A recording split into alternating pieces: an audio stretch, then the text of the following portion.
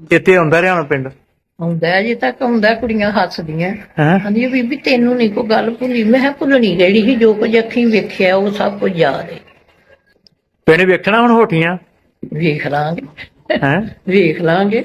ਲਓ ਜੀ ਮਾਂ ਜੀ ਮਹਿੰਦਰ ਕੌਰ ਸਾਹਿਬਾ, ਮੈਂ ਬਹਾਲਣਾ ਤੁਹਾਨੂੰ ਤੁਹਾਡਾ ਪਿੰਡ ਓਠੀਆਂ। ਮੈਂ ਹਮੇਸ਼ਾ ਦੀ ਤਰ੍ਹਾਂ ਇੱਕ ਹੋਰ ਬਜ਼ੁਰਗਾਂ ਦੀ ਖੁਆਇਸ਼ ਪੂਰੀ ਕਰਨ ਲੱਗਾ ਵਾਂ। ਮਾਂ ਜੀ ਮਹਿੰਦਰ ਕੌਰ ਸਾਹਿਬਾ ਨੇ ਇੰਟਰਵਿਊ ਦਿੱਤਾ ਮਿੱਟੀ ਦੀ ਮਹਿਕ ਚੈਨਲ ਨੂੰ, ਔਰ ਉਹਨਾਂ ਕਿਹਾ ਜੀ ਸਾਡਾ ਪਿੰਡ ਹੁੰਦਾ ਸੀ ਓਠੀਆਂ, ਢੋਡੇ ਦੇ ਕੋਲ। ਇਹ ਪਸਰੂਰ ਇੱਥੋਂ ਨਜ਼ਦੀਕ ਹੀ ਹੈ, ਤੇ ਅਸੀਂ ਉੱਥੋਂ ਉੱਠ ਕੇ ਤੇ 1947 ਵਾਲੇ ਇੰਡੀਆ ਆਏ, ਤੇ ਬੜਾ ਦਿਲ ਕਰਦਾ ਆਪਣਾ ਪਿੰਡ ਵੇਖਣ ਲਈ, ਲੇਕਿਨ ਜਾਇਆ ਨਹੀਂ ਜਾਂਦਾ। ਤੇ ਮੈਂ ਜਨਾਬ ਆ ਗਿਆ ਫਿਰ ਉਸ ਪਿੰਡ ਦੇ ਵਿੱਚ, ਤੇ ਬਹਾਲ ਲਿਆ 1947 ਵਾਲਾ ਓਠੀਆਂ ਅੱਜ ਕੇ ਸਾਲ ਦੇ ਵਿੱਚ। ਵੀਡੀਓ ਨਾਲ ਜੁੜੇ ਰਹਿਣਾ, ਤੁਸੀਂ ਵੀਡੀਓ ਲਾਜ਼ਮੀ ਦੇਖਣੀ, ਔਰ ਉਸ ਤੋਂ ਬਾਅਦ ਫਿਰ ਕਮੈਂਟ ਕਰਨਾ ਕਿ ਵੀਡੀਓ ਤੁਹਾਨੂੰ ਕਿਸ ਤਰ੍ਹਾਂ ਦੀ ਲੱਗੀ ਹੈ। ਲਓ ਜੀ ਮਾਂ ਜੀ, ਇਹ ਹੈਗਾ ਏ ਜਿਹੜਾ ਤਲਵੰਡੀ ਪਿੰਡਰਾਂ ਤੋਂ ਢੋਡੇ ਨੂੰ ਰੋਡ ਜਾਂਦਾ ਹੈ, ਔਰ ਬਿਲਕੁਲ ਸਾਹਮਣੇ ਢੋਡਾ ਪਿੰਡ ਹੈਗਾ ਏ। ਢੋਡਾ ਪਿੰਡ ਤਹਿਸੀਲ ਪਸਰੂਰ ਚ, ਤੇ ਅਸੀਂ ਮੁੜ ਗਏ ਜਨਾਬ ਲਹਿੰਦੇ ਪਾਸੇ ਨੂੰ ਓਠੀਆਂ ਪਿੰਡ। ਇਹ ਬਿਲਕੁਲ